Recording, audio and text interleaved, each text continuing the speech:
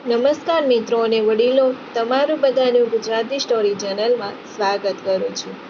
સવારે ઓફિસ ગયેલ પતિ બપોરે જમવા આવ્યો ત્યારે પતિ પત્ની ભેગા જમવા બેઠા. જમતા જમતા અચાનક પત્ની રડવા લાગી. પતિએ રડવાનું કારણ પૂછ્યું તો પત્નીએ જવાબ આપતા કહ્યું કે જો આ સ્ટોરી તમને પસંદ પડે તો આ ચેનલને સબસ્ક્રાઈબ, લાઈક, શેર અને કમેન્ટમાં અભિપ્રાય જરૂર આપજો. બાજુમાં રહેલ બેલ આઇકનને જરૂર ઓન કરજો જેથી તમને આવી અવનવી સ્ટોરી સાંભળવા મળે. કિરણબેન રોજ સવારની જેમ આજે પણ સવારે 6 વાગે જાગે છે અને ભગવાનની છબી સામે વંદન કરીને તુરંત જ રસોડામાં જઈને પોતાના સાસુ સસરા માટે ચા બનાવે છે. અને સાસુ સસરા કે જે સવારના 4:30 વાગે જાગી જાય છે. બંનેની ઉંમરના હિસાબે હવે જાતે ચા પણ બનાવી શકે તેમ નથી. તેથી કિરણબેન આવે ત્યાં સુધી તેની ચાની રાહ જોતા હોય છે. અને કિરણબેન આખો દિવસ પ્રેમથી સાસુ સસરાની સેવા કરે છે. પછી પોતાના બાળકોને જગાડીને તૈયાર કરે છે અને દૂધ અને નાસ્તો કરાવીને સ્કૂલની બસમાં મૂકી આવે ત્યાં તેના પતિ અને દિયર તેમજ નણંદ જાગ્યા હોય છે. એટલે તેને તૈયાર થવામાં ટુવાલ કપડાં તૈયાર કરી અને તેનો ચા નાસ્તો તૈયાર કરે છે અને સાથે સાથે બપોરના ટિફિનની તૈયારી પણ શરૂ કરે છે. અને તૈયાર થઈ રહેલા પતિ પાસે જઈને પૂછી લે છે કે કોઈ વસ્તુ જોતી તો નથી ને? ત્યાર પછી રસોડામાં આવી અને ફરી પાછી કામે લાગી જાય છે. તેના પતિ દિયર ચા નાસ્તો કરીને ઓફિસે રવાના થાય છે. ત્યાં નણંદ આવી જાય અને તે પણ ચા નાસ્તો પતાવીને કોલેજ જવા નીકળે છે. નણંદની સાથે પોતે પણ થોડો નાસ્તો કરે છે અને કામની ભાગમ ભાગ ચાલુ થઈ જાય છે. હવે બધાના એઠા વાસણનો ઢગલો ભેગો કરીને રસોડામાં લાવીને સાફ કરવાનું ચાલુ કરે છે અને સાથે બપોરની રસોઈ પણ ચાલુ થઈ ગઈ છે. એટલામાં દરવાજાની બેલ વાગે છે.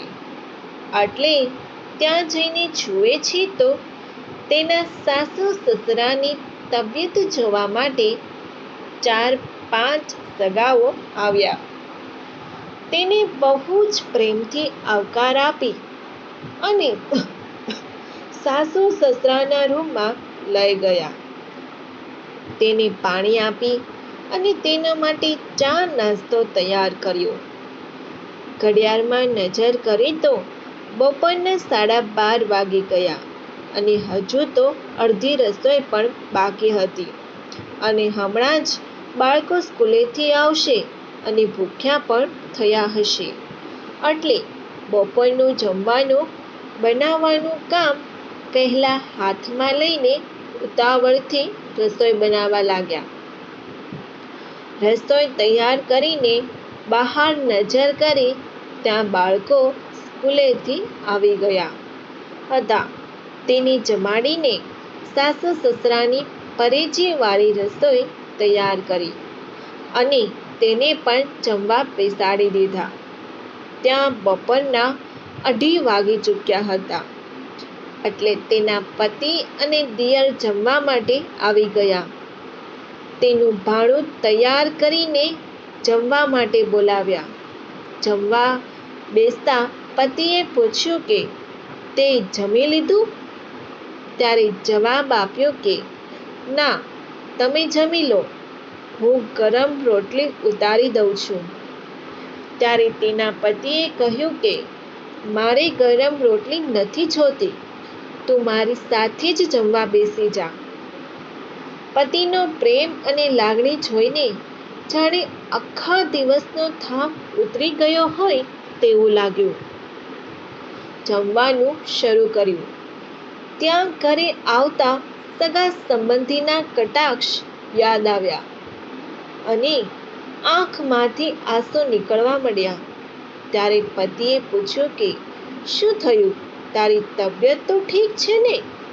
પત્ની કંઈ બોલે નહીં અને શાંતિ રાખી અને પતિ સાથે જમી લીધું. જમ્યા પછી પતિએ ફરીથી પૂછ્યું કે તને શું થયું અને શા માટે રડવા લાગી હતી? ત્યારે જવાબ આપ્યો કે સવારના 6 વાગ્યાથી ઘરમાં બધાનું કામ કરીએ, તેમ છતાં બપોરના 3-4 વાગે જમવા બેસી અને ગામના લોકો આવીને કહી જાય કે ઘરના બૈરાઓને તો મફતના રોટલા તળવાના હોય. અમે ભલે રૂપિયા કમાઈને ઘરમાં નથી લાવતા, પણ એ રૂપિયાનો એકદમ ચોક્કસ હિસાબ રાખીને ઘર તો ચલાવીએ છીએ.